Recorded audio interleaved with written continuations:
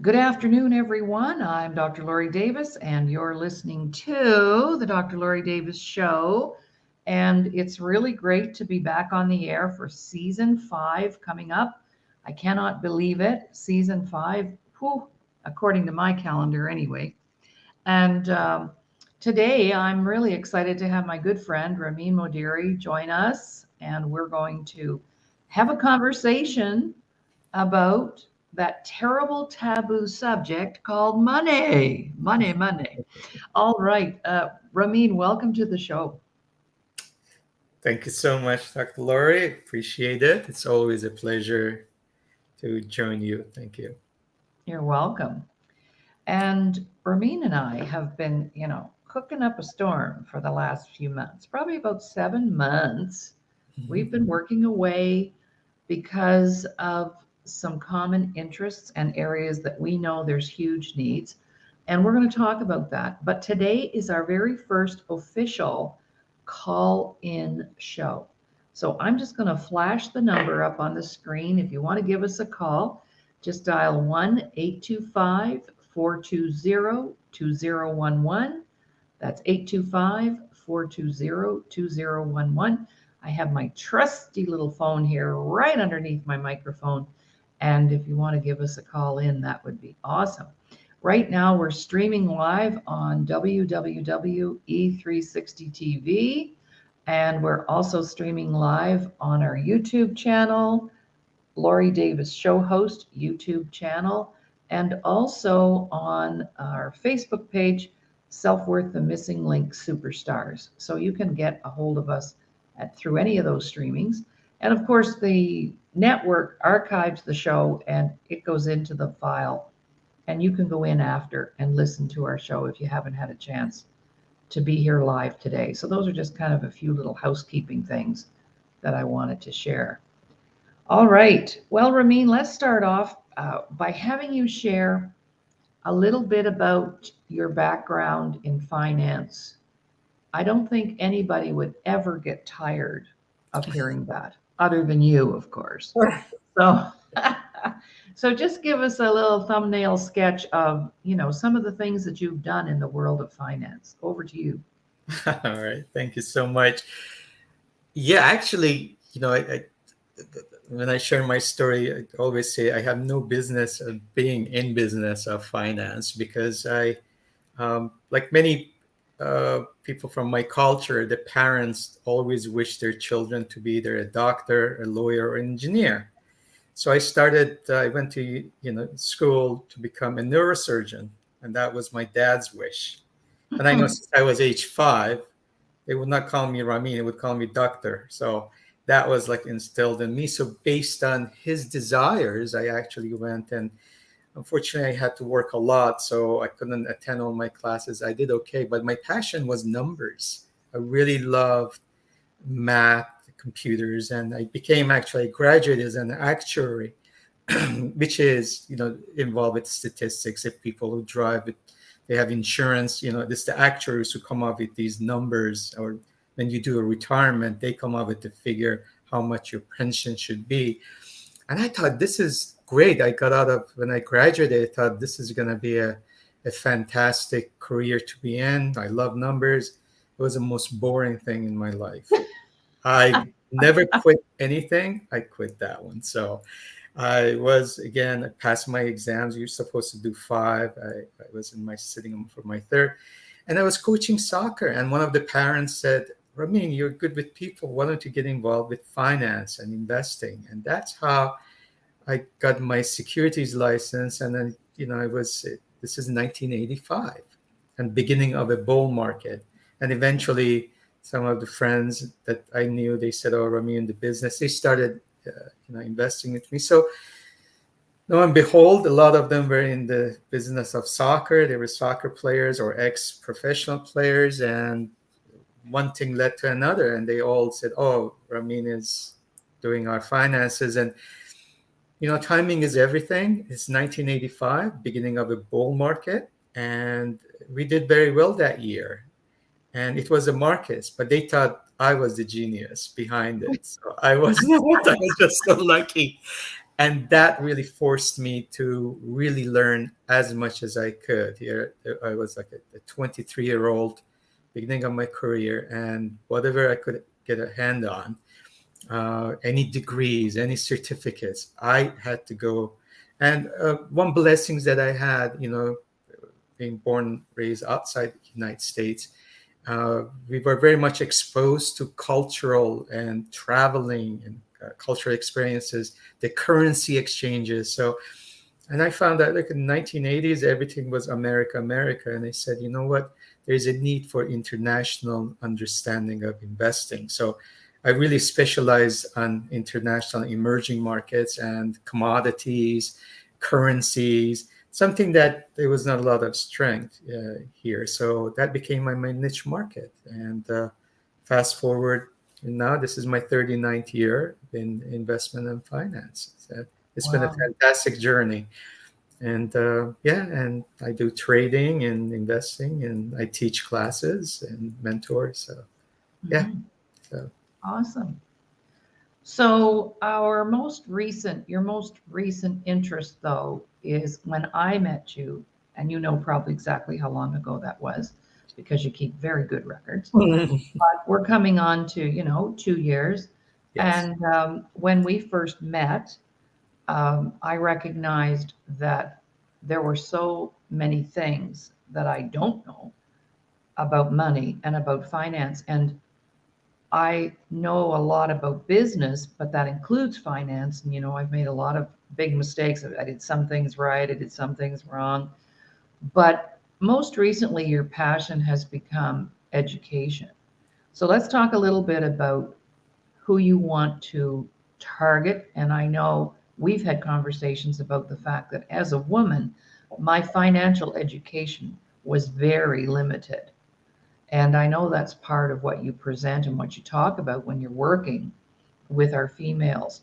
But it goes bigger than that for you. So let's talk a little bit about who you really want to educate and why. Over to you. wonderful. Yes. So about 15 years ago, I became involved with few foundations, and I was the chair of the education. So my involvement was with the undergrad and graduate MBA students in finance, and I could see there was a big gap from high school to college, and even when they were going to some of the best schools, there was really a lack of a common sense understanding how the finances work.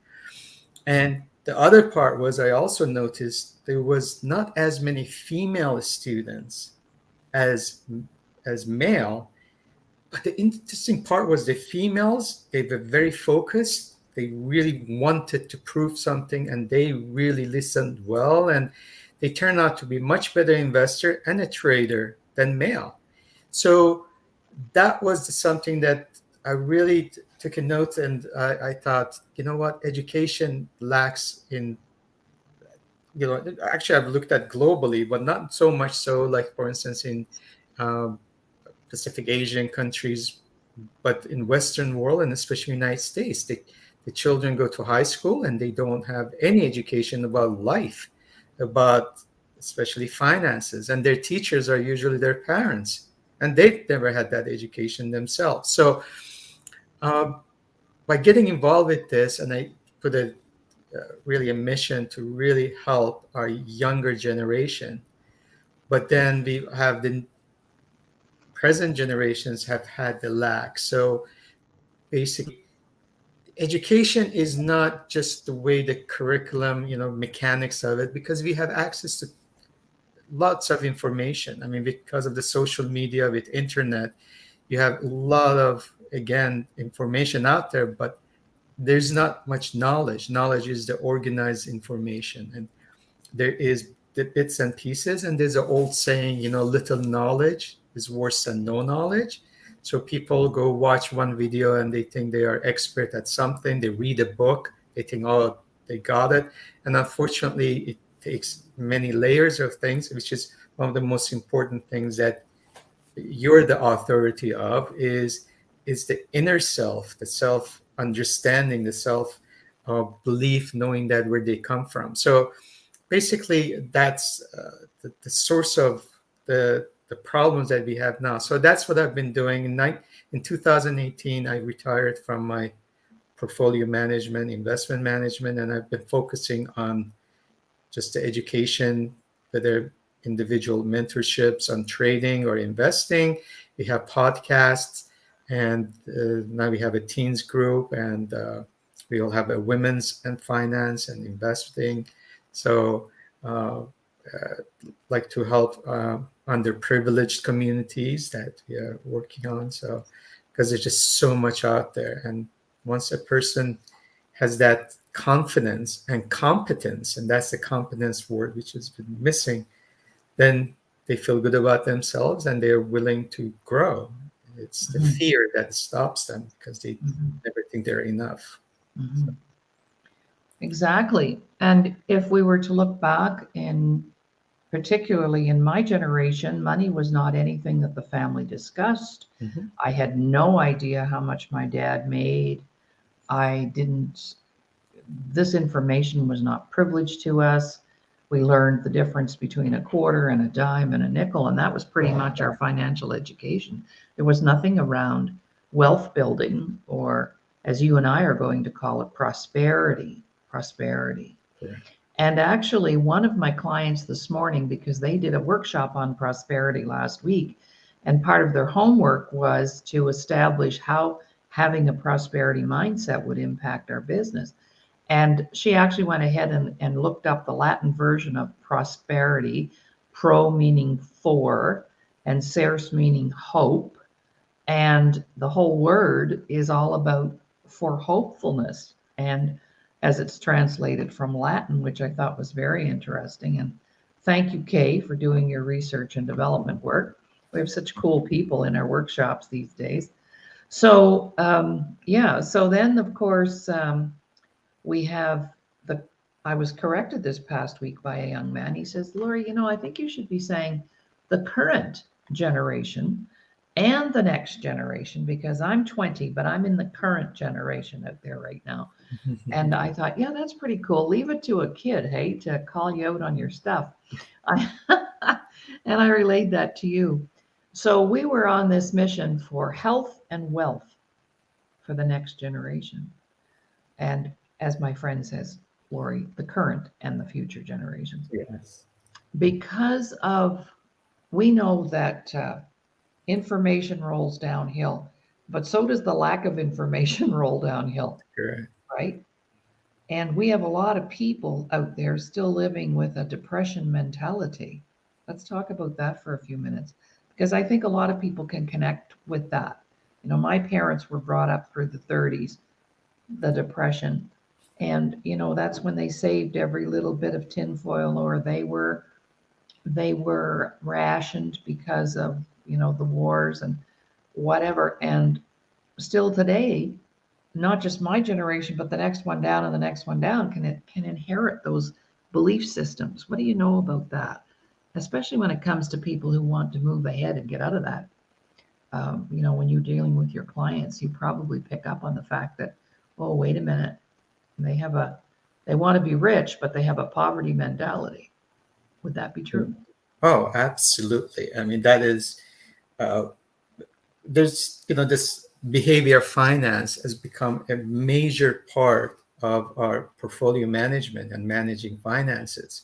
So it's not all about the mechanics. You don't go and, there's an old saying, okay, put 60% in stocks, 40% in bonds, and then just forget about it. There's a lot because of the human perception. And what is happening is I've had clients that, like you correctly mentioned, they've had really bad experiences during like tough times, like depression. They will never invest in stocks ever. They would. They always had that fear of loss. And again, we have to respect that, but we have to educate them. I have people. We have in 1987, for instance, we had Black Monday, which was one of the worst drops in one day, and the Dow Jones dropped 22.3%. That's 36 years ago almost. And yet they still made a lot of revenues. They made the sell, but the money has been sitting in money market, sometimes earning nothing, because there's something called recency bias. So when we have something bad happen, it always installed in our memory, and we can never really get rid of it. And that's what it goes back again, our belief system, and that's what stops from people from growing. They probably would have had that wealth mentality, but because of those bad events, stalled them. And unfortunately, what happens, it transfers from generation to other generations, and they resist that. Let's say they have children, and the children said, we should, no, no, no. There's always that fear, which is a very strong, Mhm. obviously, unfortunate, powerful factor. So, yeah. Right. Well, I know a couple of situations, and you are very familiar with this, but okay, so the phone rings and I'm checking my lottery tickets, and oh my gosh, I just won, $2.3 million in the lottery. Maybe we should go out and buy a ticket after the show. And and then a year later, I do not have any money. Or let's say I received a settlement of some kind, and it was a large chunk of money. And I think about a very good friend of mine whose husband passed away tragically, left her huge amounts of life insurance to help bring up her children. And a year later, she had nothing left. So, how common is that? Am I right that that's Oh, you're absolutely right. I think I'm not 100% sure about statistics. I think it was told like 75 to 80% of people who win the lottery within 3 years, they have nothing. I've had three personally. I've had clients or prospective clients who I experienced that in 1980s. Three of them, they won the lottery. One of them was a couple, and they already had a very successful business. They did not have a very good marriage, but they had a very success. And unfortunately, after even winning that money, they went through a really bad divorce, and everything was just lost through other things. And they had a beautiful 7-year-old son, which was a victim of that. And then another couple, they were getting married, and basically, believe it or not, within a year, they committed suicide of the pressure. First, the female did, and then male did, because they had no clue. They've never had that money. I'm going to go even further. I've worked with some athletes, and also, um, I don't want to name names, but very no, no. successful actually singers, that they their background was in a very modest background, and that's what you just mentioned about, got to be always careful. And when they had their first big hit, for instance, or this football quarterback, when he had this $18 million contract, for instance, he still lived in a 3-bedroom apartment, didn't want to buy a house. And this presenter, the singer, he didn't want to touch that money. Money was just sat in the savings account, didn't want to do anything, because he had never seen that much money. And sometimes we fault some of, like, there's like rappers are a good example, the hip hop singers. Unfortunately, their upbringing has not been, in a very prosperous environment. So that mentality continues. So money is just a tool, and they don't know. And unfortunately, they are not guided by the right people. And generally, if they have sports agents, the sports agents become maybe their cousin who used to work on, was a restaurant owner or something, and then all of a sudden they become this expert on managing their $10 million contract, for instance. And that's, thankfully, it's changing because of the more education. Their universities actually give you degrees, but that mentality stays with you until you really get educated on who you are and their potentials. Is very difficult. And lottery, unfortunately, is a game of luck, which is, the odds are very low. But we did the study. I mean, people who had bought lottery, if they would have invested that money in something like a Roth IRA, put it in the market gradually, they would have had more money right now than winning that lottery, for instance. Right, right. That's Well, one of the things that's going on in our here in Canada, of course, is our Indigenous communities, Mhm. and a lot of people are receiving lump sums for settlements because of perhaps their experience in the residential school system where they were abused. There's land settlement money coming from the government. There's a lot of money flowing into our communities, but we know very well that, like you said, if they knew what else to do with it, it could be more. It could be more. So that's just one example that I know about that's going on right now nationally. And so it's, that's a very good place for the education. And I'm quite sure that they would be very open to that based on the people that I've talked with anyway. So your expertise is really dire needs here for sure.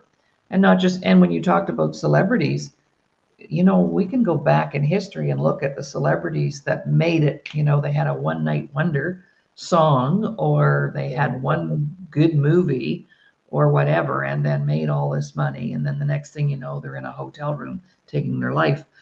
And so that's where I come in terms of our process, knowing that we deserve it. Like I know that every Indigenous person who gets a settlement for what they went through deserves that money.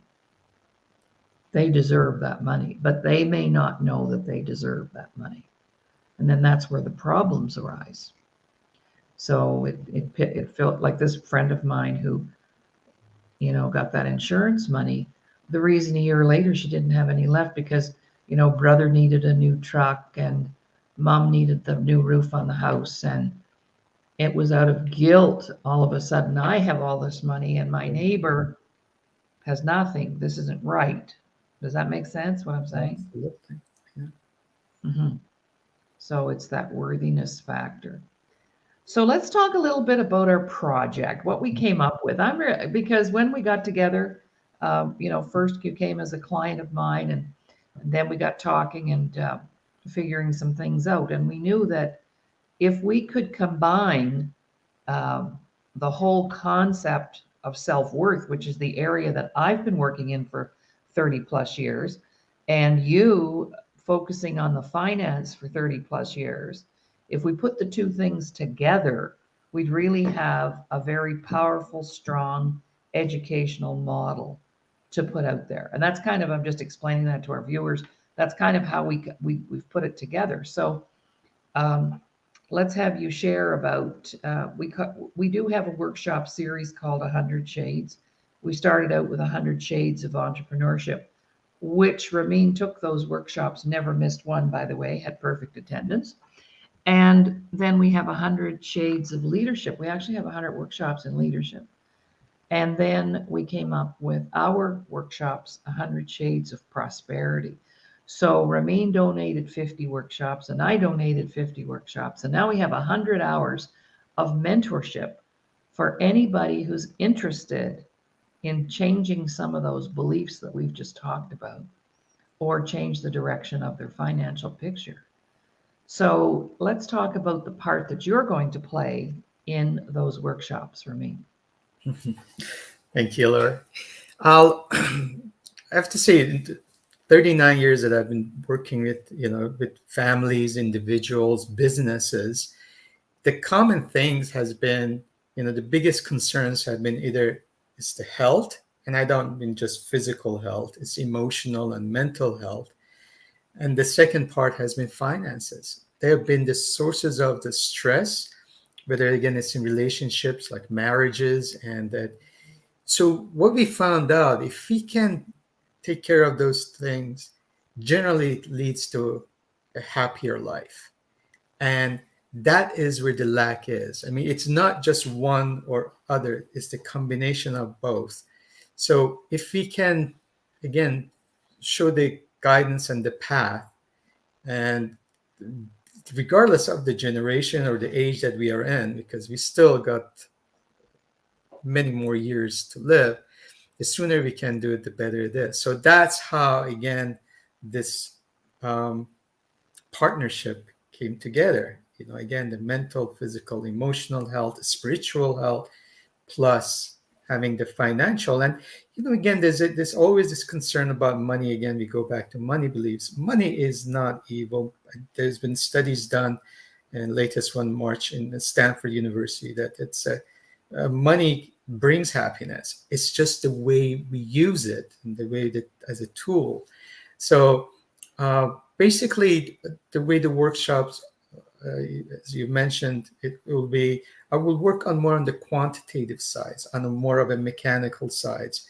Um, Again, my background has been in wide variety of finances, aspects of finance, whether it's financial planning or tax planning.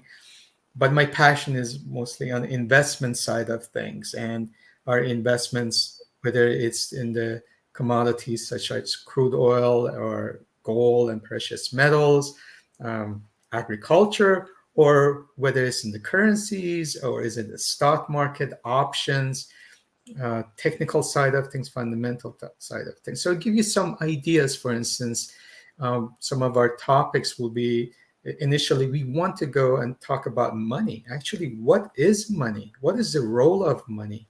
How it started, and where is it going?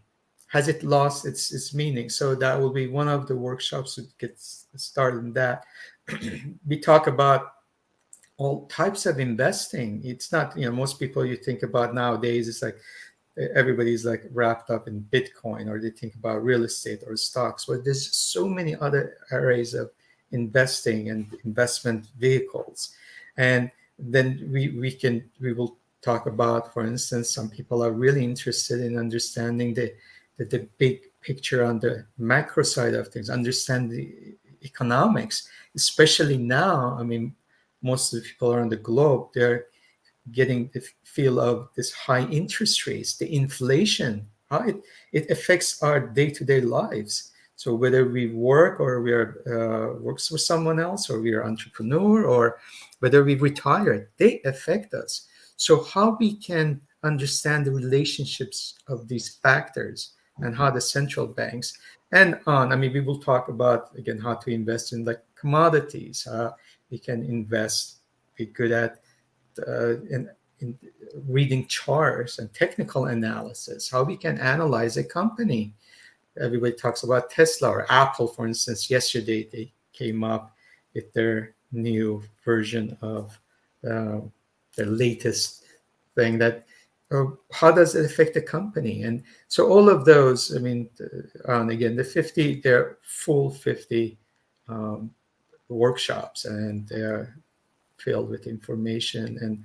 And my biggest goal, and that's what I really like your workshops, is not just education in the sense of, uh, when we say educe, bring it within, take it out, is the application. We teach how to apply that knowledge, and that's the most important thing.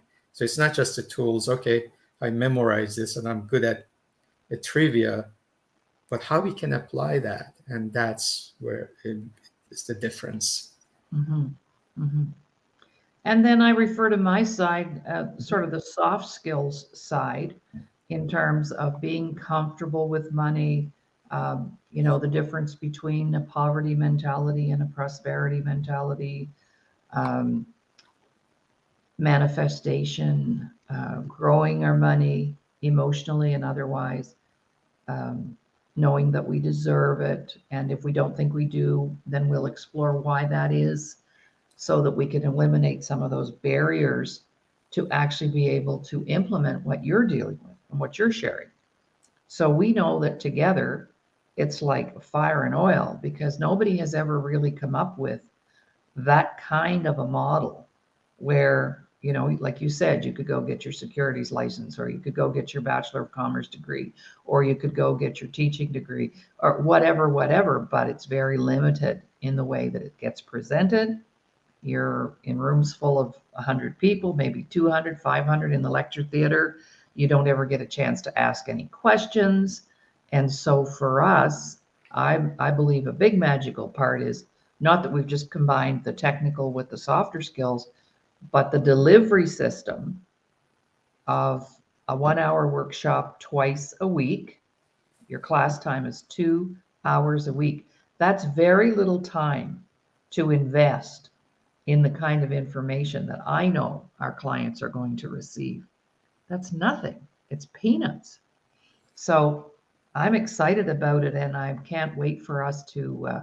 We're working right now on marketing and selling our workshops. And if you want more information, you can contact Ramin, and we'll actually send you a list of all the workshops, our backgrounds, the costs, and or you can contact myself directly, either way. But we're looking forward to a nice, big, huge startup in September. We only put 6 people in a group, so you have that opportunity to ask your questions and get them answered and have that private sort of consultation with the facilitator, which will be either Ramin or myself or both of us at the same time, because there's some of your stuff that I want to sit in on because I need the information. Some of the words. So I'll be a student, as well.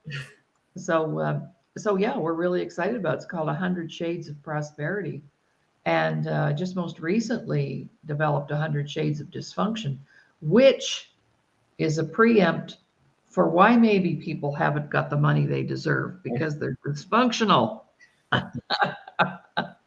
in other areas of their life, which impact their finances.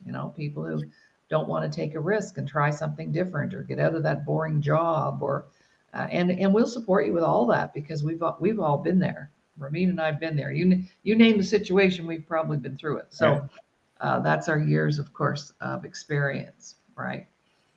Okay, so now what else would we like to share with our viewers today? We still have quite a bit of time. Maybe we'd have somebody call us. There are people watching live right now.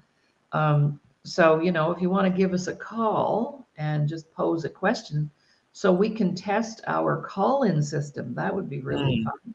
So if there's somebody out there who could just say, hi, how are you? Checking in, then we could test our call-in system. So I'll put that out there again if anybody has. And then if you don't want to call, I'd be asking myself, now, why wouldn't I do that? Why wouldn't I call in? Might have to call in myself. So there's the number right there to get in touch with us. So let's talk about, I'd be interested in talking about, and I'm sure our viewers would too, a few of the facts that you know about why money is super challenging for women, some of the historical things that you know around that. And we're just talking about, and I put everything out as soon as I know about it. I'm going to be making a trip to California in early November, and Ramin and I are working on hosting a one-day workshop while I'm there, just on this very topic: women and money, women and business, women and leadership. So we'll be putting that out very soon, and yeah, that'll be a lot of fun. So over to you, Ramin, and just give a little tidbits on why we as women, our struggle. As a matter of fact, I share this statistic a lot. The largest poverty group in Canada is women over 50. Now, why is that? Over to you. That's a great question. I think, first of all, generally, what is happening right now with the social media and also our education system is everything is basically very superficial. There is no deep learning. There is no really value system in the sense of real learning. So unfortunately, again, being a female, there is this lack of appreciation, and it comes from, I would say, it has a cultural background to it, that the women just generally they were told that the man is supposed to be the breadwinner, is supposed to take care of, he is the hunter, so he's supposed to go out there and the gatherer, and women are nurturers, and which it is true just from the natural part of the world we call earth mother earth, and the women are they're the only ones who can give birth to a child, and it's for 9 months they nurture this child. The man is out there doing whatever it's doing. So just by nature, women are the person who take care of things. And because of that, that responsibility unfortunately has been narrowed at that. So that's why the men can take risks. They go and they can get killed, for instance, and the women are protectors. So historically, that has played a huge role in the mentality of the combination of, let's say, business and money and finance. And the women are usually taking the role of, again, they become the caretakers because that's what they're naturally good. So that has, thankfully, right now I can witness that this is changing. But again, it is in this DNA to begin with. So that's what has been a big challenge. And uh, as I mentioned, my own experience working on boards, which we had, let's say, the female president. I've worked with traders who were female, investors that are female. They are actually much more successful in making money, in holding on to that money, and also growing that money. They're very much risk averse, but the risks are very much calculated, but the outcome is positive. It's the problem. I go back to the deep learning that we have this again with men, especially they're excitable, look at very things in the short term, and they like to, when they trade, they want to be multimillionaires the next day.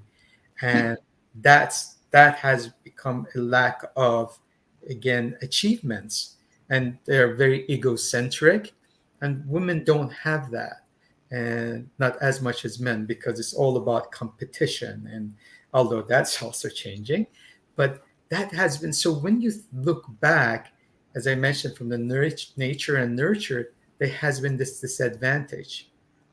But again, thankfully, it is changing.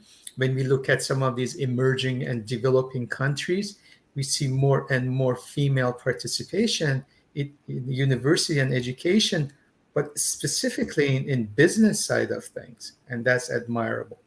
And as I mentioned, now more, unfortunately, there's still a lot of disadvantage of when you go to the boardrooms. Still, it's very much male dominated. Even in finance, investments is still more, but it is admirable that it is changing. And but it is the culture also has to be changed, and it starts with parents, and now the children uh, that they're growing in this environment, they're appreciating that. They see their both parents are working, both parents are involved with finances. And when it comes to balancing the checkbook, usually female are better than men. Although it's the whole thing is about, oh, male are business owners and they can do better.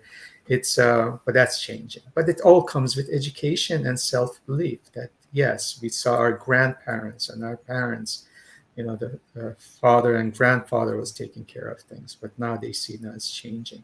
But again, that's what it creates the challenge. But if I had a choice to mentor someone for trading, and I had to pick, if the female is serious, they will be much better and lasting success than men, because they want to jump from one tree to another and always excited to new ideas.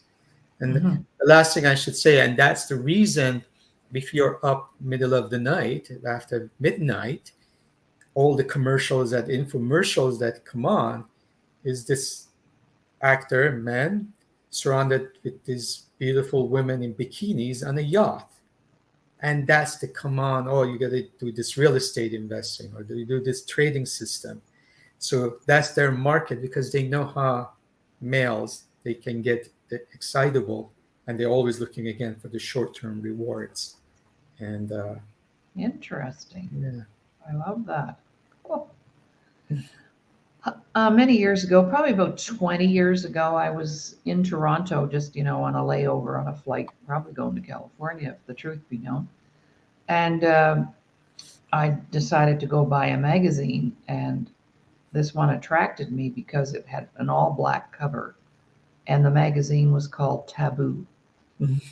And it was articles that were considered to be taboo for discussion. So The headliner was women will be getting together tonight to speak about something that is very taboo. Well, that's your curiosity. That's great marketing. I opened it up. I thought it was going to be something sexual. No, it was about money.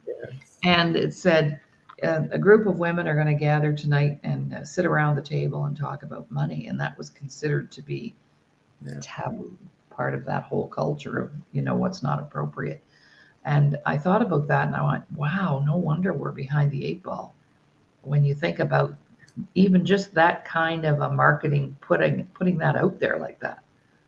Wow, we're not allowed. And so as girls, we weren't allowed to talk about money. I mentioned that earlier in the show. And it was never something that was up for discussion. So how do you get educated if you can't even talk about it, True. right? Boy, oh boy, oh boy. Yeah. So then let's talk about the youth and why that's a big mission of yours to work with youth and get them on board. Because I remember you saying to me one time, they don't have to wait until they're 80 to be wealthy. So over to you. Well, again, working with, first of all, a lot of families, you can see, they've been trained that you go work for someone else, you get the pension, you retire at age 62 and 65 those days, and then you stay home bored to death, and then average is like 3 to 5 years later, you pass away. It's just, that was the mechanics. So again, that's what the entrepreneurship, the business owners come into the picture. And that's what the United States is such a wonderful, and from my point of view, it gives that opportunities. Um, a couple of things that I found out working with the university students is they really didn't have a strong background. They were told to go to business school, and the ultimate goal was get the degree, not the education. So very much 10% of these students were very much involved, which I was involved with the scholarships. I was working with associations, finance associations. They were really on hand. 90% will show up to the classes, and these are like really good schools. I'm not talking about, just a average school. They're like top of, and they were there. Their hope was, I get this degree and I get a good job and I go back and doing what make a salary, buy a house. So there was no intention of really learning, deep learning.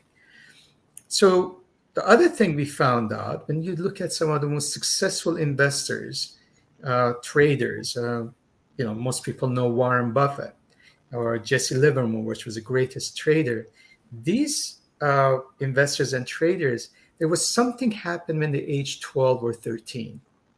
They came up with this idea that they have this passion for investing or trading, and they're not going to work for somebody else. And they started by, like Warren Buffett had a paper routine, and he will start investing a little bit of money in stocks. So we found out that 12 and 13 is a big crucial moment. The third thing we have to also notice that the Forbes magazine, they come out with, they used to be top millionaires, now it's obviously billionaires, and about 25% of the people who are now billionaires, they made their first million in their 20s. So it is possible to do that. So why should I not become a millionaire when I'm in my 20s and wait to turn 50 or 60? And when we do financial planning, investing, we say, oh, when you turn age 65, you're going to have $1 million. Why not now? So that starts, the younger you are, of course, the magic of compound interest, but the younger you are getting involved in understanding finances, we found out it has a lasting effect in your later years. And I do have clients who started in their 12, 13 years of age, and by the time they were in their 40s, they were independent. So why not? I mean, there's no talking about taboo. It doesn't have to be just taking math, which I love, and English, but there's other things that you can do that it applies this minute, and it's not about memorization, it's actually application of that knowledge. So I found out that if we can start a younger age, not too young because they have to develop, not age 9 or 10, but approximately about age 13, 14, that's a good age. And if they have interest, of course, they're going through all the changes and all that, which is very difficult. But if they are very focused, that's our goal, to provide all the information right now. And Mhm. they can build on that. So that's the foundation that we the Absolutely. structure that we offer. Yeah. Mhm. And similarly, on the soft side of things, my side of the fence, when when I'm working with my clients on the internal stuff, the emotional stuff, a 14-year-old is a lot easier to work with than a 60-year-old who's been carrying the pain around for decades. They've not been entrenched for as long, True. and it's just easier for them to let things go. Oh, that's why that happened. That's why I feel that way. Oh, like they get it very fast. And so that's pretty fascinating that we just came up with that, because as you were speaking, I thought, yeah, and we have 40 workshops for youth, for teens. And I'm thinking that's when you want to give them the tools to cope and deal Right. with the setbacks, the losses, the disappointments. Because if they have some tools in their toolkit, we know life is always going to be presenting them with challenges. Those aren't going away. But when the challenge arises, they have different ways to cope with it, Absolutely. right? Absolutely. So, ladies and gentlemen, if you have teenagers out there, you better phone us because we can help. And kids are very, they don't have any filters, Right. and they're like sponges and they Yeah. just soak it all in. Unfortunately, some of them have had all the wrong things to soak in, which presents problems down the road. And then if you add the poverty thing on top of that, and I have no money and I have no resources, that makes everything even more difficult. Right. A Absolutely. good friend of mine told me one time that money is a magnifier. And when you don't have it, everything looks bigger than it really is. And then when you do have it, it minimizes that. So it's like, yeah, I get that. I've been in both places and I understand that. So, yeah, it's all very interesting, all very more than interesting. It's profound and it's exciting, and I can't wait for us to get started. And I'm looking forward to us being able to connect with those people who are really committed to changing the way that they did things and to help their children change the way they're going to do things. Otherwise, those old programs and tapes just roll downhill, Absolutely. right? And it came up this morning in our workshop, an old Zig Ziglar quote, and we've used it before. You've heard it many times.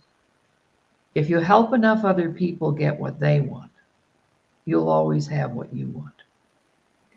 So, so look out. We're going to be putting that out there. 100 Shades of Prosperity. How about that? I love it. For hope, for help, for everything, for everything. All right, Ramin, over to you. We've got about 5 minutes left. So, is there anything you'd like to share? We still have people watching. So, over to you for any final words of encouragement or anything you'd like to share that perhaps you didn't have a chance to say before. Now, I very much appreciate this time together. That it is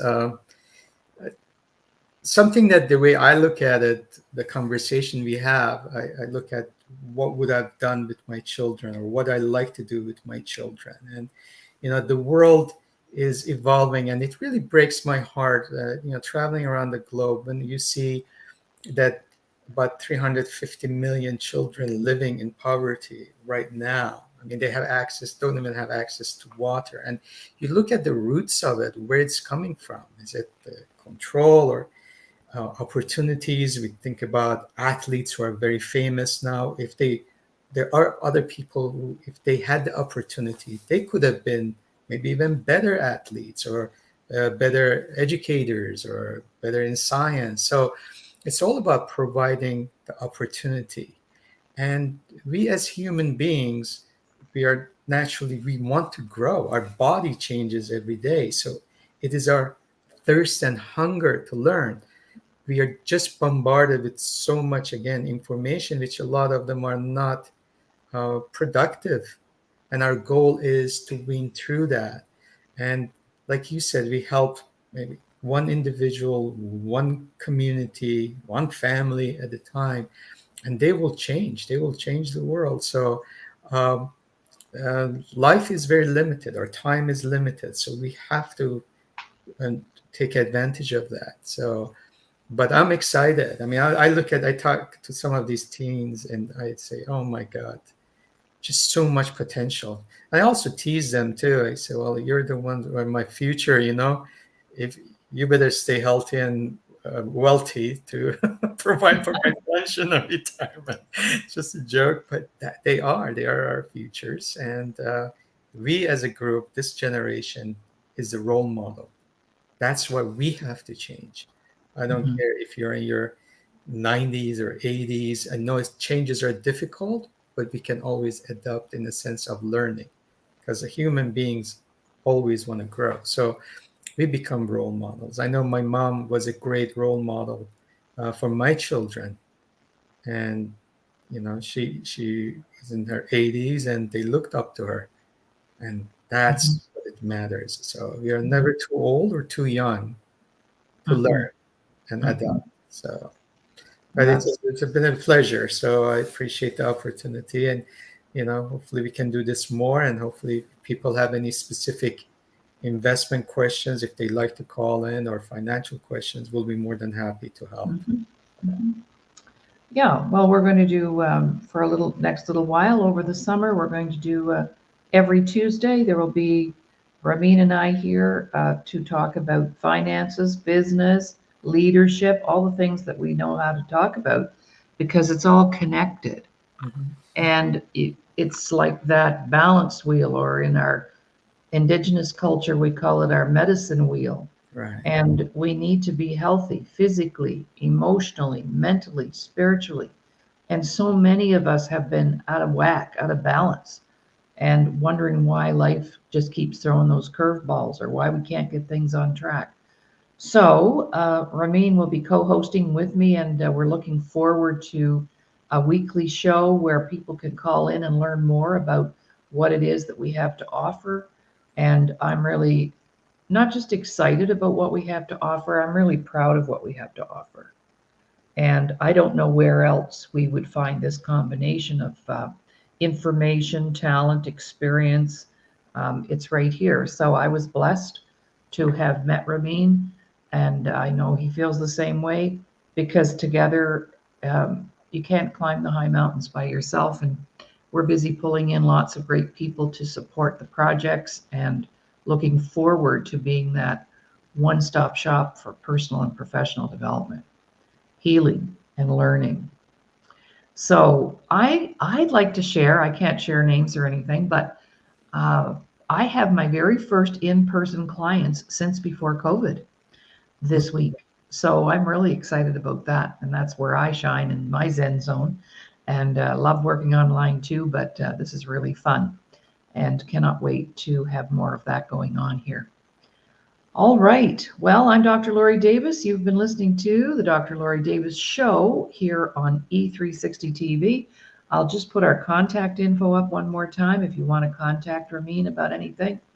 And just remember that on Tuesdays, Finance Day, and this is where you can call in. We've got things set up so that you can phone us and ask us questions, and looking forward to having you participate in those shows. And we'll just keep putting that out there more and more as well. All right. So please feel free to contact us. I'd like to thank the viewers who came in live today. And right now we're streaming live on YouTube. So if you want to see the show again, just go into YouTube and search the Laurie Davis Show host, and our page comes up. also on Self Worth the Missing Link Superstars Facebook page. And so just want to know that I've had my rounds with social media, so I'm just trying to regroup and recoup. But we haven't gone anywhere. We're still here, plugging away.